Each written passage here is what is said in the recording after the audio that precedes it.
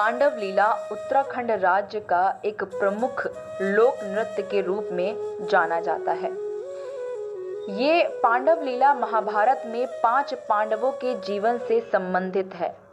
पांडव लीला के बारे में हर वो व्यक्ति जानता है जिसने अपना जीवन उत्तराखंड की सुंदर वादियों, अनेकों रीति रिवाजों, सुंदर परंपराओं के बीच बिताया हो। पांडव नृत्य के माध्यम से 5 पांडवों व द्रौपदी की पूजा अर्चना करने की परंपरा वर्षों से चली आ रही है। उत्तराखंड को पांडवों की धरा भी कहा जाता है। पांडव नृत्य का आयोजन हर साल नवंबर से फरवरी तक गढ़वाल में किया जाता है। इसमें लोग वाद्य यंत्रों की थाप और धुनों पर नृत्य करते हैं। मुख्यतः जिन स्थानों पर पांडव अस्त्र छोड़ गए थे वहां पांडव नृत्य का आयोजन होता है। पांडव नृत्य देवभूमि उत्तराखंड का पारंपरिक लोक नृत्य है।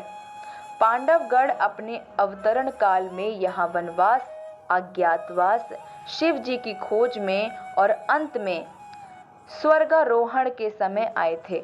महाभारत के युद्ध के बाद पांडवों ने अपने विध्वंसकारी अस्त्र और शस्त्रों को उत्तराखंड के लोगों को ही सौंप दिया था और उसके बाद वे स्वर्गारोहिणी के लिए निकल पड़े थे।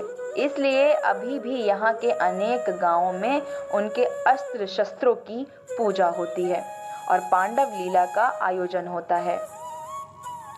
स्वर्गवासी सर्वेश्वर दत्त कांडपाल के अतिरिक्त आचार्य कृष्णानंद नौटियाल जी के द्वारा गढ़वाली भाषा में रचित महाभारत के चक्रव्यूह, कमलव्यूह आदि के आयोजनों का प्रदर्शन पूरे देश में होता है। सबसे रोमांचक पांडव नृत्य रुद्रप्रयाग, चमोली जिलों वाले केदारनाथ, बद्रीनाथ धामों के निकटवर्ती गांव में होता है। उत्तराखंड में पांडव नृत्य पूरे 1 माह का आयोजन होता है। गढ़वाल क्षेत्र में नवंबर और दिसंबर के समय खेती का काम पूरा हो चुका होता है और गांव वाले इस खाली समय में पांडव नृत्य के आयोजन के लिए बढ़ चढ़कर भागीदारी निभाते हैं।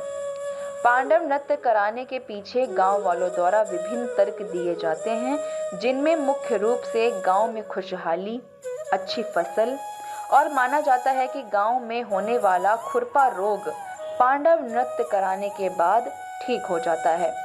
उत्तराखंड में देवी देवताओं का ही प्रताप है कि जो त्रियोगी नारायण से 6 किलोमीटर दूर हिमालय के निकट तोसी गांव के लोग भी बिना वैद्य के निरोग रहते हैं।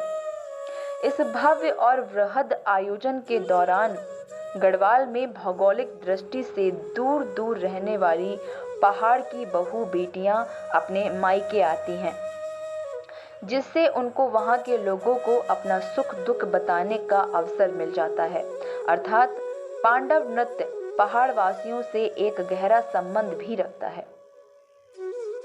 पांडव नृत्य के आयोजन में सर्वप्रथम गांव वालों द्वारा पंचायत बुलाकर आयोजन की रूपरेखा तैयार की जाती है। सभी गांव वाले तय की गई तिथि के दिन पांडव चौक में एकत्र होते हैं। पांडवा चौक उस स्थान को कहा जाता है जहां पर पांडव नृत्य का आयोजन होता है।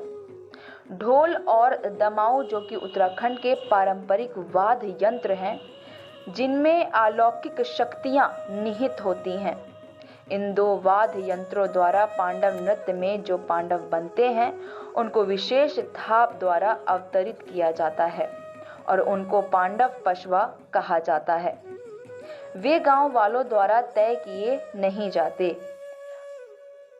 प्रत्युत विशेष थाप पर विशेष पांडव अवतरित होता है, अर्थात युधिष्ठिर पशवा के अवतरित होने की एक विशेष थाप है। उसी प्रकार भीम, अर्जुन, नकुल, सहदेव आदि पात्रों की अपनी अपनी विशेष थाप होती है। पांडव पशवा प्रायः उन्हीं लोगों पर आते हैं जिनके परिवार में ये पहले भी अवतरित होते आए हों। वादक लोग ढोल दमाऊ की विभिन्न तालों पर महाभारत के आवश्यक प्रसंगों का गायन भी करते हैं।